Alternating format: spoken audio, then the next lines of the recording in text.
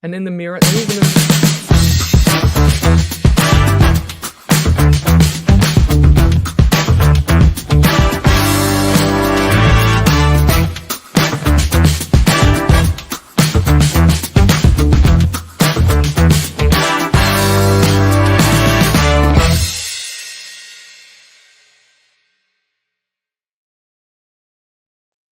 Good evening, everyone. Good afternoon. Good morning.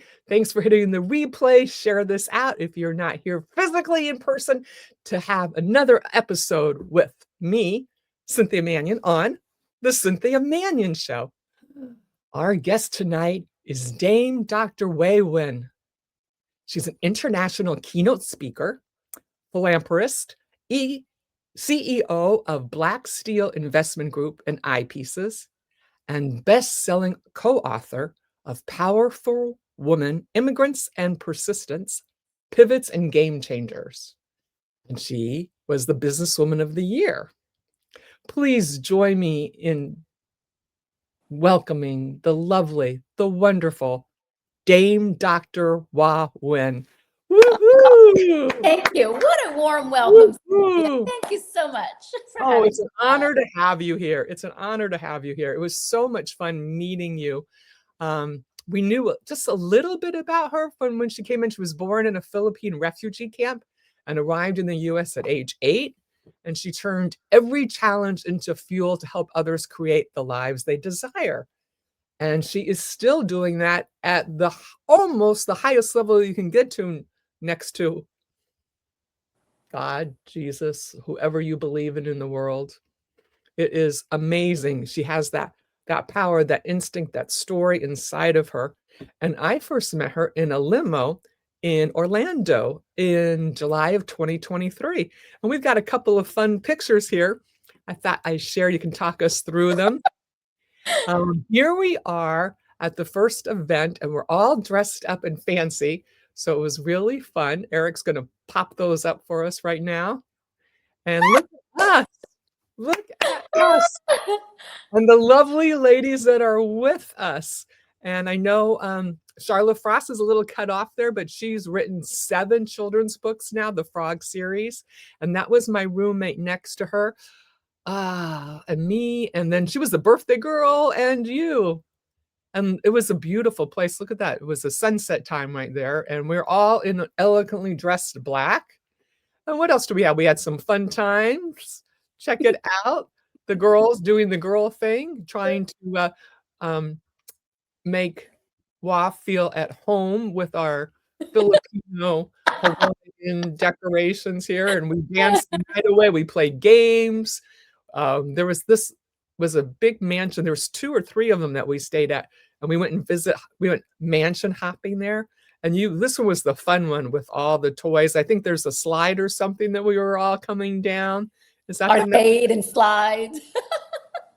Oh, yes. It was very fun. And there was a president impersonator there.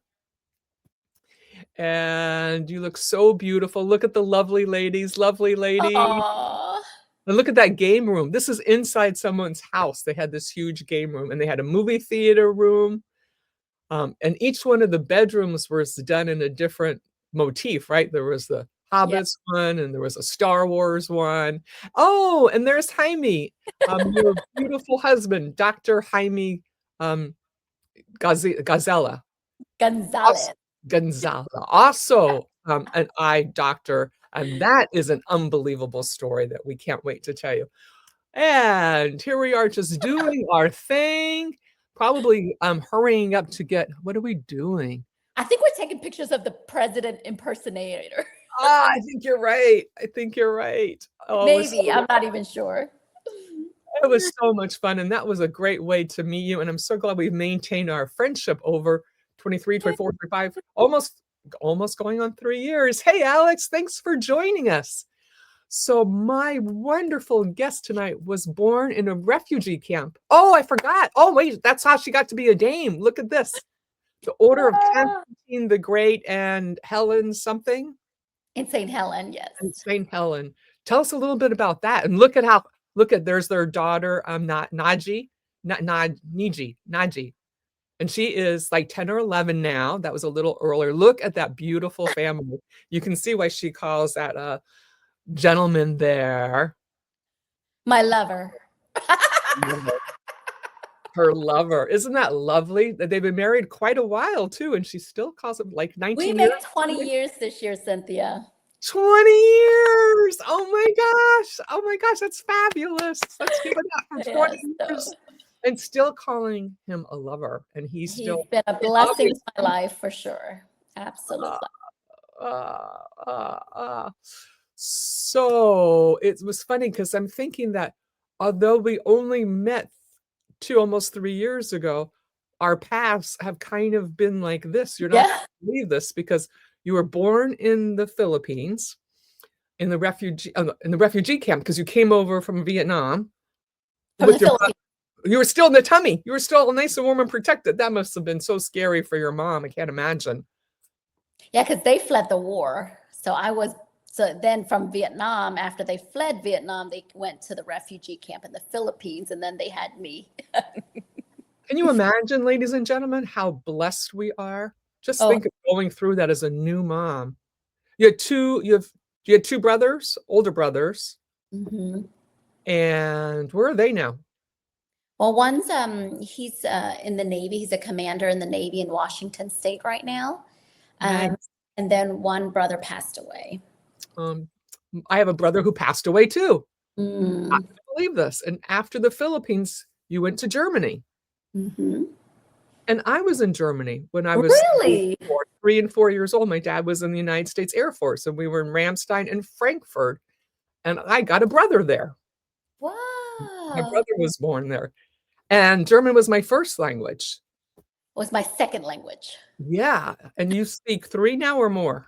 Well, technically four, but I've lost German, so I can't really consider German much anymore. But that was my second language. Yeah, I was thinking if they took us and dropped us in Germany, would it come back to us? Hi, Tim. Hey, Hi, 2 of my Tim. favorite leaders. Great to see you both at one event. Thank you, Tim, for being here. We're having the best time already because she's so amazing. No, you're amazing. Oh, oh, we are amazing. You are Cynthia amazing. just taught me the chant I am before. amazing. We are amazing. So, from being born in the Philippines, what is the first memory that taught you resilience was possible? You know, my memories, I don't remember anything except for when I was in Germany. My earliest memories are really from there. Mhm. Uh, and Mine from, too. yeah, I mean, very humble beginnings. But, I never, even though I mean, in hindsight, when I look back now, um, because I didn't know any different growing up, right? I didn't like, it was, I didn't know I didn't have, like, I was just fine, right? Mhm. So even though it was humble beginnings, I just remember like my brothers. I was very close with my brothers.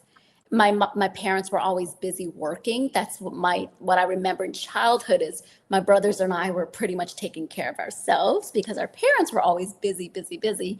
And then when we came to the U.S. and we were moving all over the place and they were just looking for work, um, 100-hour work week was not uncommon for my parents to make ends meet, right? And God so bless. I remember doing much together as a family except for work. And so when I was 10 years old, I remember starting to work. And the only way I was able to spend more time with my parents was to go to work and be with them in the family business. And so those are kind of my memories, was always the hustle and the work, you know. Um, Even when I was little at home, before we went to the actual work, my mom was really strict. And so she always made sure I knew how to do all the household and cooking and cleaning at a very young age. So 8 years old, I knew how to cook and clean very well. Wow. And that's a skill many of us don't have currently.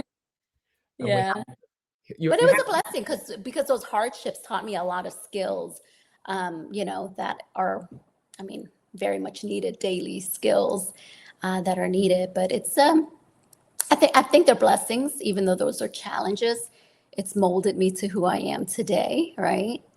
And so the work ethic, and I think my parents were very good at instilling good values and ethics at a very young age. And so that's always stuck with me, you know. It's the most important thing. Jake says, "Hey guys, another inspiring woman. Enjoy the beautiful season." Thank you, Jake, Oh, for being here with us. We appreciate you. He's down from the down under. And for anyone feeling stuck today, what's the one mindset shift that carried you from refugee camps to CEO? Yes, ladies and gentlemen, you will not believe this woman. mhm. I think gratitude and grounding. I've always, regardless of like for me, what title or different stages and seasons of my journey, I've always been very grateful, you know, for the present moment. And so, whether I was doing nails or whether I was working in a food industry or whether I'm a doctor, it doesn't matter the title. At the end of the day, my heart is always wanting to help people. You know, I always saw that with my parents growing up, and just helping people in whatever way that I could, in whatever avenue. And so when I go through hard times, I make an effort to not put the focus on me, and just be grateful for the simple things that we take for granted. You know, our family, the simple, just the breath of life. You know, and just God, and just, you know, if I wake up today, it's a good day. I have another chance, right? And whatever, Exactly. you know, and so I view it in that lens. And we all go through different challenges and different seasons that can be stressful, but I think that grit and resilience and the humility and gratitude to stay grounded, to know that, hey, there's always an opportunity to grow. These are lessons learned. All challenges are opportunities for us to be able to, you know, grow deeper, and reflect. And I think those have been the best times, are the challenging times, because it helps me slow down and really take inventory and reflect on, you know, and in a kind of getting back into alignment. Mm, yes, and taking the moment to appreciate how far you've gone.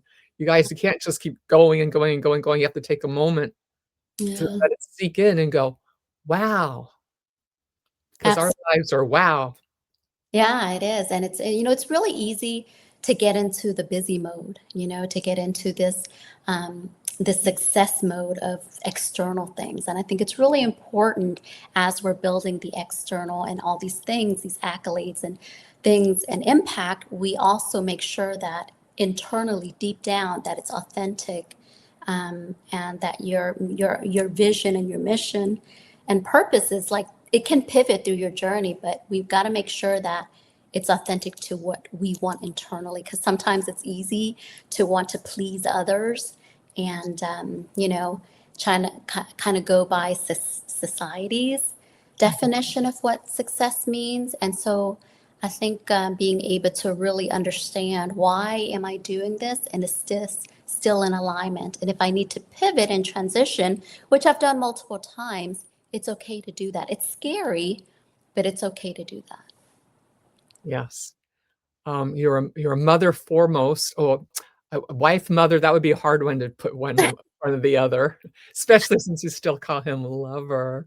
Oh, you're so lucky, Jaime, have such a beautiful wife.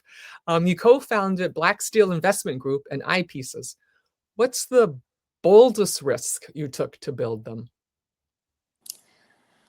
You know, starting as an entrepreneur, because when we graduated, Jaime and I graduated 19 years ago, and we came out of school with a lot of debt. Like, we had over $350,000 of student loan debt combined.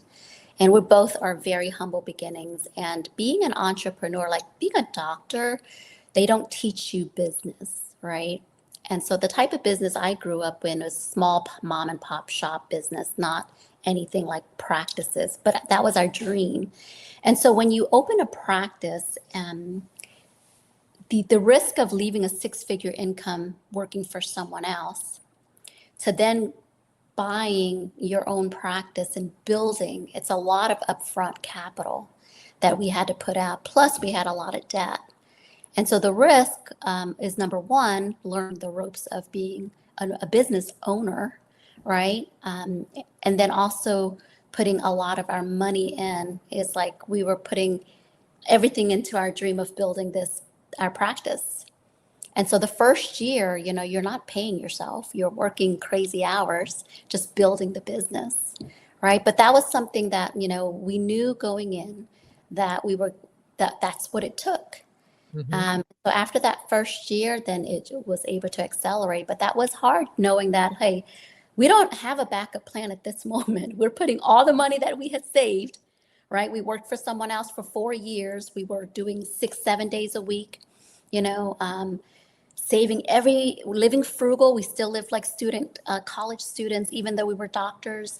And we took all that money that we earned those 4 years and we purchased our first practice, and that took all of our money. And so it was full dedication. Like, this is it. Like, we're putting all of it in. All our time, all our money, all our resources, and we have to learn as we go. And so a lot of it is, as we were working for someone else, we were also continuing our self-education. We never stopped our continuing education and like learning business acumen, personal development. Like, the formal education stops at the doctorate, but the self-education is never ending. Like, we are constant learners, and we constantly surround ourselves around different communities and masterminds, and we're always learning. And I think that's been one of the big things is, you know, even when we pivoted from the eye care to real estate, like that was a whole nother chapter, but it's the same type of risk. It's like you're starting something you have no knowledge of, but your heart and you believe you can do it. And so you're putting a lot of time and capital into starting a business like that. And this is not just any little business, ladies and gentlemen. This is a $500 million business, or is it more now? Well, it's 640 million, right? But it's a lot of capital. So when we started, like, we sold, like, when we transitioned, when my daughter was born, she was born in 2014. And I remember back then with our practices, I was still working 6 days a week, even in our own practice. We had 2 practices by that time. And I remember after having our baby, I went back to work 2 weeks after I had her, right? Yeah. And I remember being in the restroom, pumping, and I was like coming home 7 p.m. and I was so exhausted. I was like, did I work all my life to build my businesses? It took us forever to get pregnant, and I always wanted to be a mom. And I said, I thought after 6 or 7 years of trying that we couldn't get pregnant. And after finally having her, I was like, okay, I have to be able to have more time freedom. I have to be able to have more, I want to be a mom, but I also want to be a career woman. Like, I've worked really hard to be here. Like, there's got to be something else. And that's where we transitioned into learning about real estate. And my family was so against it because they're like, you're a doctor. You've worked really hard. You put all your time and money to build these businesses and your practices.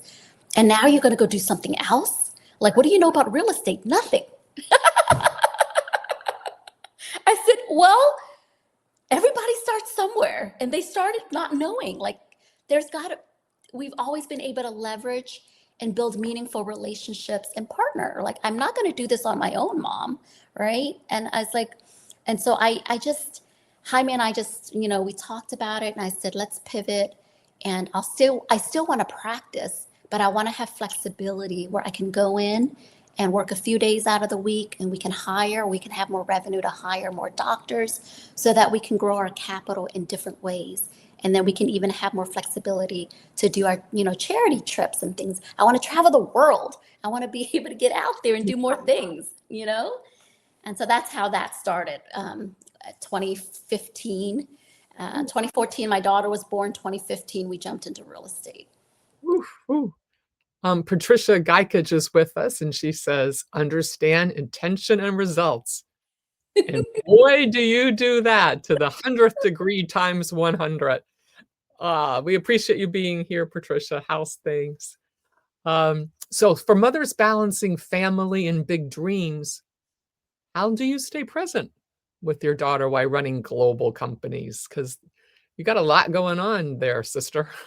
Yeah, I've my husband makes fun of me. He calls me the MD, the master delegator.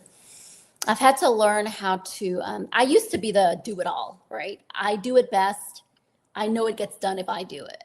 And but I had to learn as I was growing and scaling my business that I had to hire good people and delegate and train and have systems in place. And that was really important to build efficient systems. And the most important is the people.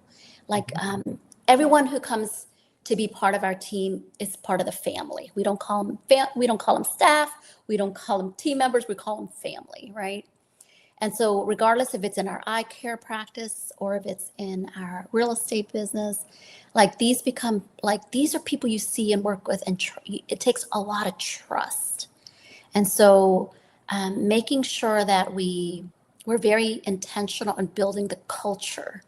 Like we hire very slow, but it was really important that the energy was positive and everybody was in alignment with the vision and the mission of what we were building. And so that was a big part of being able to delegate some roles off and get things off of my plate and making sure that we had checks and balances, because it's very important that there are efficient checks and balances, even if I'm not physically there as often, that those still get done. Right. And so that was a big part of as I was transitioning, was making sure I created systems. Jaime and I would create systems where I would double check and somebody else in the team would be able to kind of like double check to make sure everything is, and we have a good pulse. And so people think I'm busy all the time, but the truth is I have excellent team members. And I have people who become family, who we've, you know, I can't do it alone. Absolutely not. Yeah. I do a lot of mindfulness and meditations and breath work. And so I don't start my day just going straight to my phone or, social media or checking emails. I'm very intentional in setting my day with meditations, with breath work, and practicing being present. It's a practice. Otherwise, your mind goes. It's like we call it the wild monkey, right? The mind wants to go everywhere, and so it is important. So if I'm at my practice, I'm very intentional. I'm taking care of my patients and my family there. If I'm at home with Jaime and with our daughter, I'm very intentional that all my energy is there. And if I'm at real estate, like wherever I am with my business partners, or my apartments or wherever I am, I want to make sure I'm fully present there. But that takes a lot of practice, because it's very easy for us to be physically here, but our mind is wandering and thinking about the next thing already. Learning to be present is something I've gone really deep in, and been very intentional about. That's beautiful. Do you hear that, everyone? Because it really works. Look at where she is now. It really, really works. And I want to say hi to our little podcast family here, because Robert Brooker is saying hello to everybody. He says, hello, Cynthia. Hello. Hello, doctor. Sorry, I got a little tongue-tied there. Hello, Doctor Hoa Nguyen. Hello, Patricia Geikich. Hello, Jake Hobson. Hello, Tim and Alex Sorba. Thank you for being here with us and being part of the podcast family. You guys are so loyal. We appreciate you, because we wouldn't have so much fun without our audience, right? Because we have to have someone to speak to so that you can probably pick up these little nuggets and possibly improve your own life or someone else's. So share this out, because she just dropped a lot of little nuggets that you hear it all the time, but you never know what day you're going to get that little one. It's like food and water. You need it every day. Every day you need your meditation. Every day you need to take your time. And we've got Dan Altmeyer saying hello to all. Thank you for joining us. Well, Dan, she has two powerful books out, right? Power for Women and Immigrants and Persistence. And Pivots and Game Changes are bestsellers. So what story from your life had to be in those pages? I shared a little bit of my journey and the resilience and the lessons learned, that kind of carried me through some of those challenging times.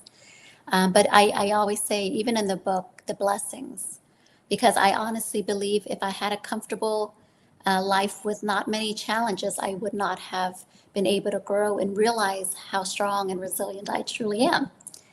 And I've met beautiful souls along my journey. And so I never claimed that I'm self made. I've had a lot of beautiful souls that have been part of my journey. I have a lot of mentors, a lot of friends, partners, colleagues.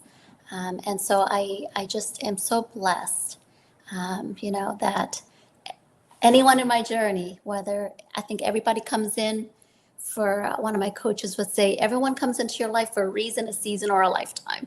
Mhm. Yeah, that's a good one. That's a good one. Right now, it's the season for kindness too, everybody. Yes. So take a breath and be kind to those people in the shopping center, in the parking lots who are running over. And you're a dame, so what moment made you realize your impact had gone global? That was, my 2 years ago, I was nominated, and they have different categories where they, for the Royal Order. And they had me under, for both entrepreneurship and for philanthropy, you know. And I had been doing a lot of charity work. Some of it people know a lot. And a lot of work I do, I don't post about, or I'm pretty quiet about. But through these organizations, a lot of people are also part of the Royal Order. And so they nominated me to be part of that, and my husband alongside that. Oh, And it's so a mission it's to nice serve. for Baron. Yeah.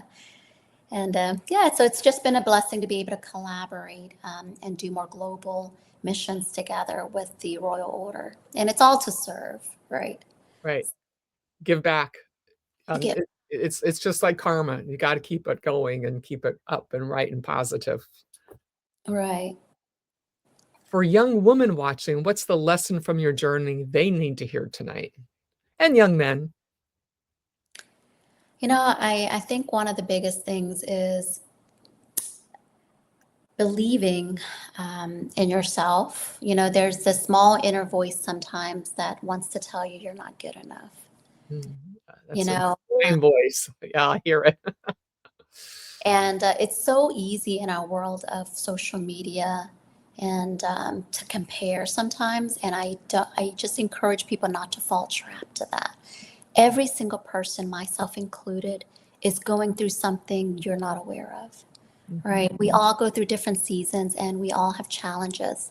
And so sometimes when we, see things externally and we think, oh, everything is so wonderful and everything is so grand, it makes you feel like something's missing or lacking.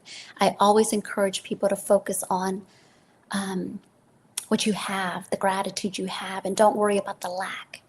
Because when they talk about the law of attraction and what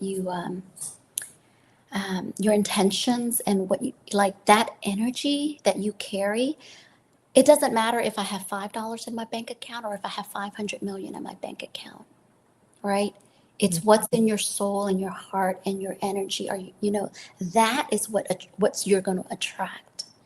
And Mhm. so if you have 500 million in your bank account and you're negative and you're still upset and you're focusing on everything, I wish I had more and da da da, you'll never have enough, right? Mhm. So it's just making sure that, like, go deep inside and just focus on you and your journey, and whoever you believe in your higher, self or God or whoever you believe in.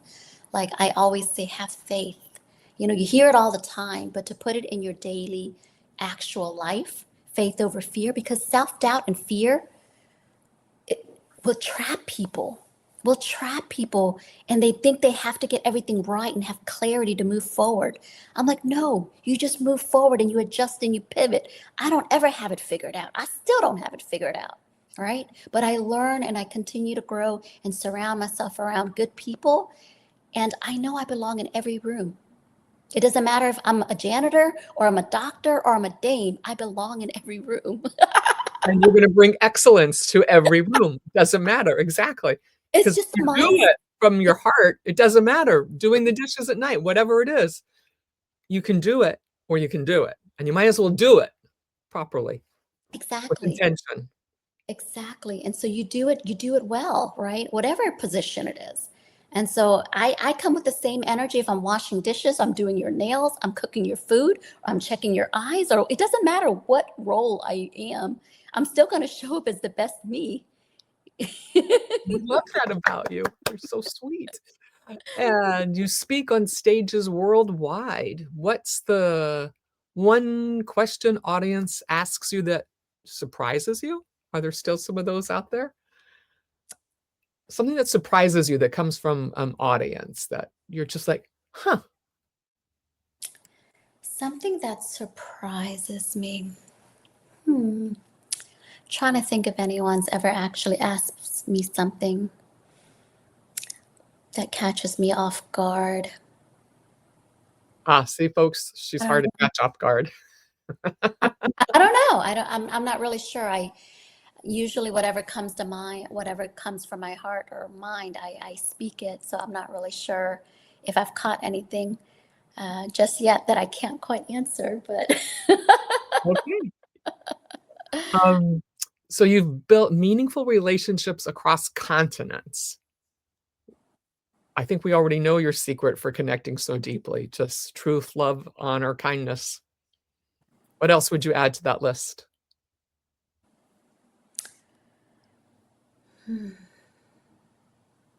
that is, just coming up with the just pure intention. I don't expect anything in return. Usually, whatever comes in, most people give with the expectation of having something given back. And I think that's not a pure intention.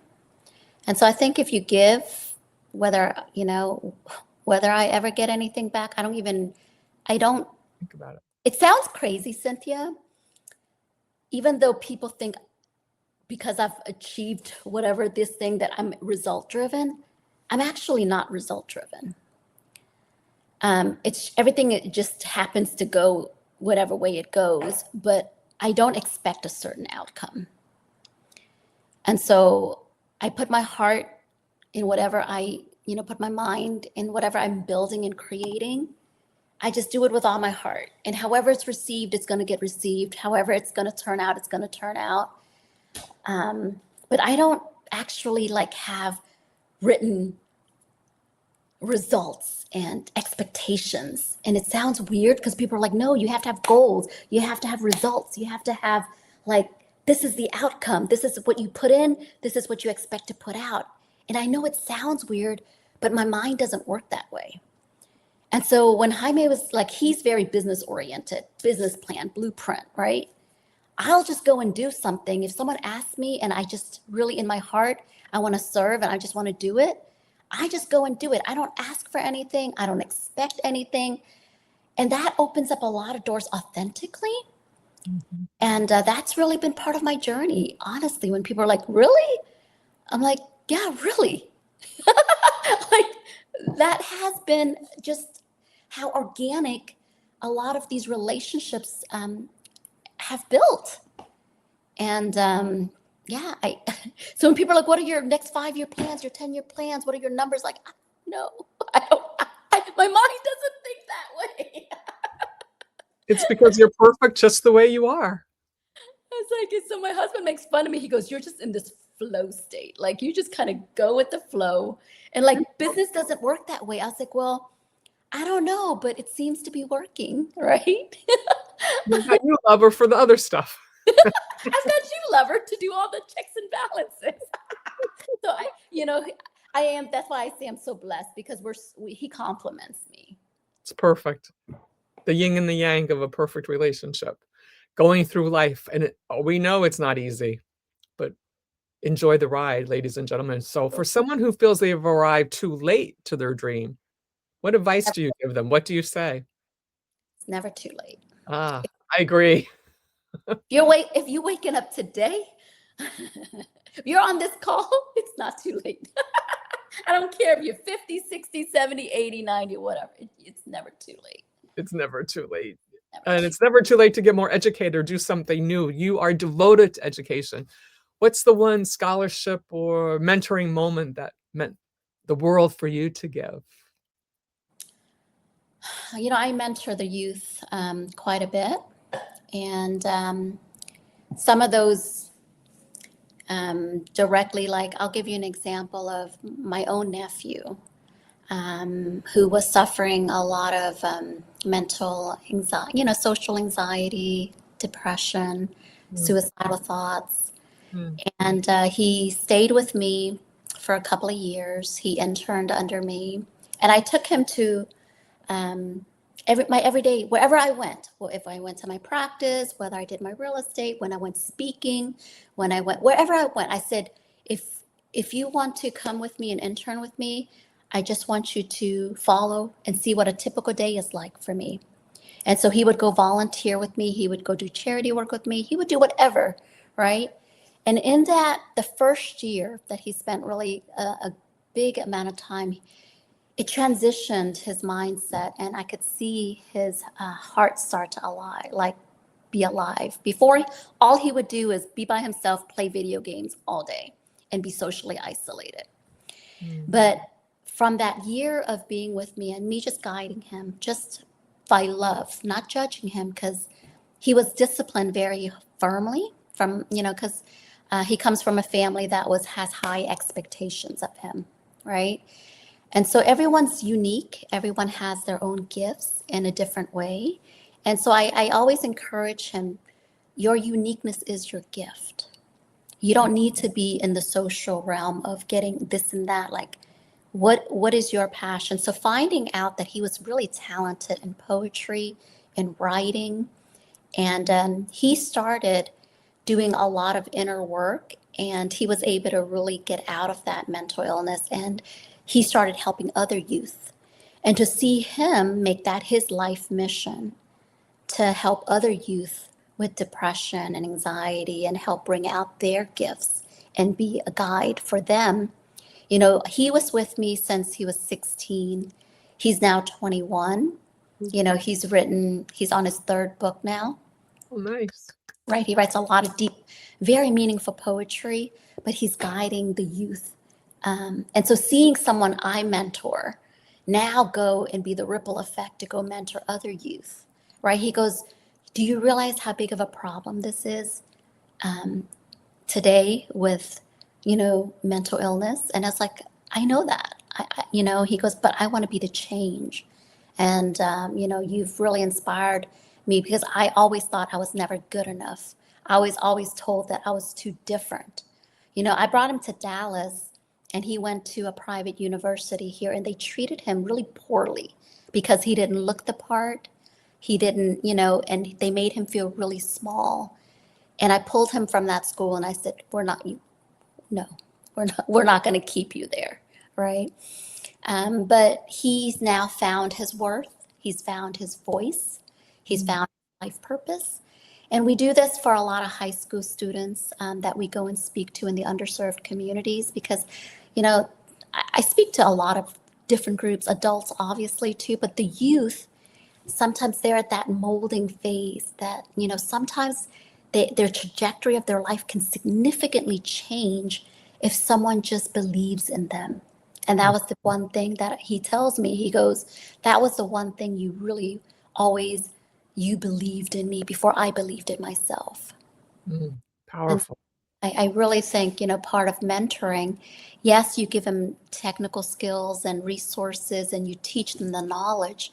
But I think the biggest thing is if we teach them to connect with their heart and the alignment of the heart and the mind and all of that, that makes it more impactful because it's so easy for us just to go learn, learn, learn, and it's all here. But the disconnect is from the heart, right? And so if we can align that, then that makes it more impactful in long term. It could just be the secret for the whole world right there, ladies and gentlemen. Look around you, see who you can help. And if you need help, see who you can reach out to. We have our friend Eric B. Flanor who's sending God's blessings to all. Oh, Greetings to you, Eric. Love and respect to the doctor and the mermaid. Thank you. Your uniqueness is your gift. You are correct. Indeed, that's just what the doctor said. We're all fearfully and wonderfully made. And you certainly do show that, both you, Eric, and you too, Dr. Hoa. Um, your title is Dame Dr. Hoa Nguyen. What does being knighted represent to the little girl from the refugee camp? I've always said titles don't mean much to me, but I think what it does give is just an collaboration. It opens more doors, is Mhm. what it does for me. Puts you Um, in more rooms with the right people, and you open to the other contacts and the other mentors and see how other people are doing it. That's right. what we do here is, connecting is all what you need to do, right? Yeah, and that's the thing is it opens more doors. It's funny because people will treat you sometimes based off of your title, who they think you are. And so I remember, in my earlier years working in the service industry, how poorly I've always been treated. Ooh. Right? And so I never want people to feel that because I know how it feels to be treated as such. And so I never want to get my ego or my head big and inflated by a title. But it does open doors. That's the reality of it. It allows me to enter more doors and be able to make bigger impact and collaborate because of those titles sometimes. But I'm very careful to not let my ego get inflated because of those titles. Yes. Um, it's challenging though, but it gives you such a bigger audience so you can do more good. It does. And the little girl that was in the refugee camp or, from those humble beginnings, that little girl is, I had to do a lot of healing, Cynthia, because it wasn't just financial. It was a lot of hardship in many different ways. But as an adult, I've learned different tools to heal that inner child and to love that inner child, that fearful little girl. So I embrace all versions of Hua, not just the version of me that I am now, but that little girl that didn't feel like she had a voice, you know. Oh, give you a hug. Yes. Mm. For anyone facing language or cultural barriers, how do you turn them into superpowers? Not taking it personally, I was bullied significantly growing up. Mm, But I never let it get to my heart. Even when I was physically hit or anything like that, or verbally bullied and things of that nature, I never took it to heart and let that gave me more fuel to keep going forward. So I don't let others, and I don't know where I got that resiliency and at a young age, but I remember at fifth grade, I would read books on like man's search for meaning. I would read books that were the personal development world I entered very young. yeah, 5th grade. Whew. And so that gave me a lot of different perspective. And because I moved around so much, I was like in 18 different schools at a young age. I learned to adapt and I Mm, learned to just be able to focus on my lane and not worry about what people thought about me or what they said about me or. yeah, actually, I do know. Being the daughter of a military officer, I moved 26 times, and I was always amazed. I was what I considered exactly the same, and in some places, I was, like, the most popular, in some places, I was the least popular, and I didn't change anything, Thing. and I Wow, feel like 26 times? yeah, yeah, Wow, I'm I trying had to no idea. that's what I told you, our lives had so many parallels. I was like, you lived in Alexandria, Virginia, I lived in Alexandria, Virginia. You went to Mississippi, I lived in Mississippi. You went to New Orleans, I marched in New Orleans parades when I was in what, 7th grade? Yeah, 7th grade, I think. And I was just like, wow, we were just like this. It's intertwined. All those But you places that know the you live, journey. You know the journey of adapting into so many different places. and you just count your blessings and go, okay, and you see what your next adventure is and what you can learn and not learn from someone. Absolutely. You help people create the lives they desire. So what's the first question you ask someone who's feeling lost? Like, what would you have asked yourself when you were feeling lost? You would have said, Wah, you're gonna be a doctor someday. No? You know, I pivoted a lot. I didn't grow up saying I was going to be a doctor. Yeah. You I think you didn't know at the time. You just kind of you just fell go, into it because right, kind of go through, you liked your partner. all right. Um, but I always ask myself, or I ask others, like, what is it that really matters to them the most, Mm, right? And I take inventory. I've always journaled, even when I was really, really young. I still journal till this day. And I ask people to really reflect and write down after they meditate and calm their mind and kind of open their heart and do a writing exercise and kind of journal like what is really in their heart. If I had all the money in the world, I can be anywhere with anyone, what would I really be doing? Right. And it kind of gives me a focus on why would I be doing that, right? And even if I'm not ready to be in that position, that's where my heart is. And so there can be positions where it doesn't, maybe jobs that I can take that don't necessarily quite meet that purpose yet, but I know in the longer run, like this is the journey, right? And it's all about the journey and enjoying that journey right there. Because but you have to have some sort of an idea of why you're doing what you're doing. If you're just doing it to be busy, then you have really no clue why you're doing it. But I always write, what do I enjoy? What am I good at? Like and does that resonate? Like, does it give me energy? Like, does it freaking excite me to wake up? You know when you can't, you're like, I better revisit Right? that I was one. like, do I enjoy it? And if I didn't get paid a dollar, like, would I do this for free? And would that still bring me joy? And so, and you can have certain things that you're like, yeah, I got to do this.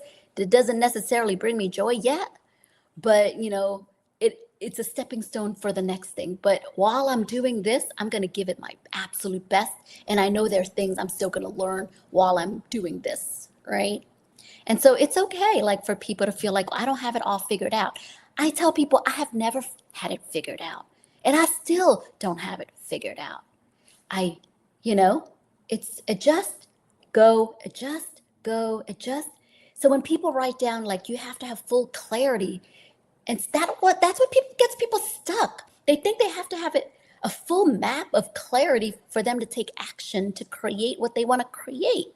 I'm like, you'll never get the needle moving if you wait until you have full clarity and have everything planned out. It's not going to be perfect.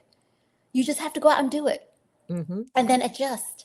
Mm-hmm. And if you can have mentors or people in circles that can guide you along the way and leverage their expertise to help you along the way on what you want to do, even better to collapse that time frame.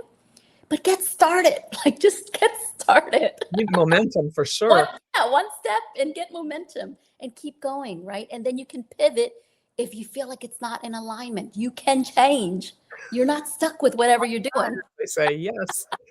We got a lovely message here from Jacqueline. Thank you so much for joining us. Hi, Wow. Jacqueline. Cynthia is amazing. Both of you are blessings, as are you, As Jacqueline. are We are you. very happy to see you. Thank you for joining us. We appreciate your support. We're having a wonderful time. I wish you were here to have tea with us. All right. Our Cheers. mastermind reunion. Yes, yes. Did you see we had a picture of you in the beginning? If you missed the beginning, you'll have to go back. Eric says, good stuff, Doc. There you go, Doctor. Aw, thank you, Eric. And you also are doing so well with Jaime, your Dr. Jaime. So for couples building together, how do you and your husband support each other's big visions? Because you really have to make sure you've got support to back you up during times to celebrate and times to figure out a better way. Yeah, absolutely. We're very intentional in putting our relationship as You priority. sure are. Good. We're very intentional about that. And so, communication, we do separate immersion and personal development. And so it's very important that we go alongside. We have our own personal development. And then we also, as a family and as a couple, do a lot of things that we immerse and build together. Sometimes it's in the personal lane, sometimes it's in the relationship lane, sometimes it's in the business lane. But we try to do a lot of that together as much as we can.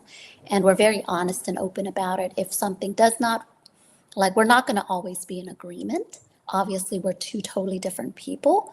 Um, and, uh, and so when you're building businesses, it's also important that we don't make decisions without one another's support. And so if it's a big decision, if he's not on board, we're not moving forward. If I'm not on board, we're not moving forward.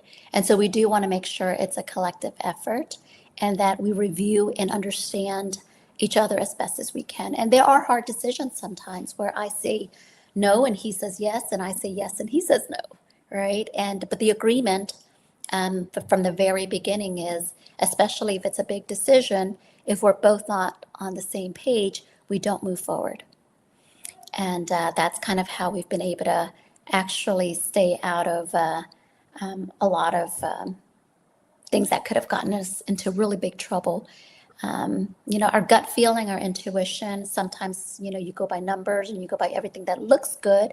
But if your intuition and your gut says, nope, it just doesn't feel right, or the energy is off, and we need to wait, or it's a no, it always winds up better that way if we listen to our inner intuition and gut feeling, like that first instinct. But we are, Jaime and I take time away from our businesses to celebrate our wins. And we're very good about, working through our challenges too in business. All businesses will have cycles. And so, we're very good about staying grounded and making sure we take care of ourselves and our mental health so that we can come up with resolutions when we are going through challenging times together. And so we don't shut each other out if we're having a hard time. That's when we get even closer and we immerse even deeper. Good lessons here. Good pearls of wisdom. You're soaking these all up, my dear audience. I am. For immigrants watching tonight, what's the one truth America, the world, taught you about possibility? I'm so grateful for being able to come to America. Like I just know if my parents didn't leave everything they knew to come to flee a country, and then they didn't know where they were going to land. They just wanted freedom for us to have an opportunity. And my dad passed away 32 years ago. Unfortunately, he was the one who led the boat. He rescued 45 people, came to the U.S. Unfortunately, when he came to the U.S., we were struggling so much that he fell into depression and became a really heavy alcoholic. And so, unfortunately, he died when I was 13 years old and never really got to see me go through. He's watching you now. Yeah. But that was really, but I think about it. So when I have hard days, I said, I'm so grateful to be here, And I know if we weren't here in America, I wouldn't have all the blessings. And my dad and my mom, even though he's not with me here physically, I know he's here with me spiritually. But I think about it, he's always been really good about serving and helping others, even when he was depressed. And, he just said, I remember before he left, he said he felt like a failure because he came and took our family to America, and we were living in a trailer in the projects, and we went through a lot of bad stuff. But, I am so grateful, so grateful. So if anyone's watching and you are living in the land of opportunity, I'm living proof of it. And a lot of people are living proof of it. And Even if you're not where you want to be yet, if you're here and you're breathing and you have freedom, that's gratefulness in itself. So, yeah. But can you believe that 32 years ago, my dad was only 40 something years old? How old I am now. Mm. Yeah, I can. My mother died in her 40s. There Wow. we go, being intertwined again, um, of leukemia, and left me with, 2 sisters and a brother, and I just felt your pain in the loss and the fact that they're not with us to enjoy this. Eric says, "Beautiful, your success, gratitude, and joy is the fruit of his struggle," because that angel is watching you, guiding you, protecting you as it's protected me, and now I'll just ah. What's his name? My dad? Mhm. Yeah. Nah? Yeah. Ga? Thank you, Ga, for this wonderful gift, this wonderful woman that you helped come and saved and brought her so Dr. Hoa Nguyen could be here to give us light, encouragement, and proof that it can be done, and drop pearls of wisdom to appreciate all that we have right now. Each and every one of us, no matter what stage you're in, we're living like kings and queens. We really, really are. I thank God every morning for all of my blessings. Just, hey, taking a shower, right? Some people Yeah. running water that you can put whatever temperature you want. Take a moment and go, get cleansed and be beautiful and just appreciate every moment because someone invented that and put it together for us. And someone keeps the pipes going and someone keeps the water running and Yes. water coming and it just flows through us. And we are so blessed. That was so beautiful. Mm. Oh, I have many questions, but you took my breath away. Mm. Oh. I'm so grateful that we crossed paths, Cynthia, and our lives are so intertwined. Our stories are mirror a lot, It's and amazing. it, Life's amazing. The pool that we, yeah. So, Dame Dr. Win, Win, next for your mission and your other books and your initiatives, and how can the audience follow your journey and get connected with you? And let's put up your websites because don't you just want to like give her a hug, ladies and gentlemen? Just give her a virtual hug, like ah. Here you go. Be the 123.com. And what else do we have? At Dr. Win, Hoa Nguyen. And she will answer you eventually, but do be kind because the whole world is reaching out for a piece of the pearl. And you know, there's only so much to go around. When you have that much of a big heart, be the one. Be the one who takes the pearl and uses it in your own life every morning. And re-listen to this, the way that she starts her morning with meditation and being grateful and not jumping out of bed, taking the moments. How long do you take? Do you have it like set for time or do you go with how your day is flowing or is it 5 minutes, an hour, 2 hours? Like what's your so it depends on the day and if I'm traveling or not. If I'm at home, I usually meditate an hour in the morning and an hour at night. And I know that's a lot for a lot of people. So even if it's 20, 30 minutes morning and evening, it really sets the tone for the day. But sometimes I go even longer depending on how deep my meditation goes. But I've done 10-day silent meditation retreats fully immersed, where I do 11 to 12 hours of meditation per day for 10 days. But on a typical day, I usually do an hour in the morning and an hour in the evening. wow, I have not tried a 10 or 11-day meditation immersion before, I must It, say. it Yeah, will change, like when you want to go deep, deep, that will do it. I'll have to let that percolate. So, as we percolate this Christmas season that is coming along, and we know that we can be kinder, better, sweeter, and not only to others, but to yourself too, ladies and gentlemen. What are your closing words, Dr. Hoa Nguyen?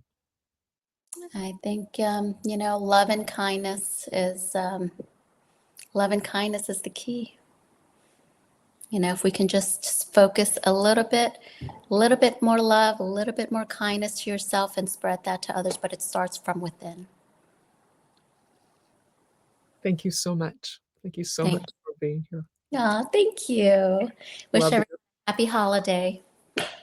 Happy holidays, everybody, and I'll see you next week on the Cynthia Manion Show at 7 p.m. Eastern Standard Time, wherever you are. Share this beautiful, beautiful moment out. Take in the seeds that you need and breathe and realize you're perfect just the way you are. You were born, you have a reason. Always appreciate that. Good night, good day, good morning, wherever you are.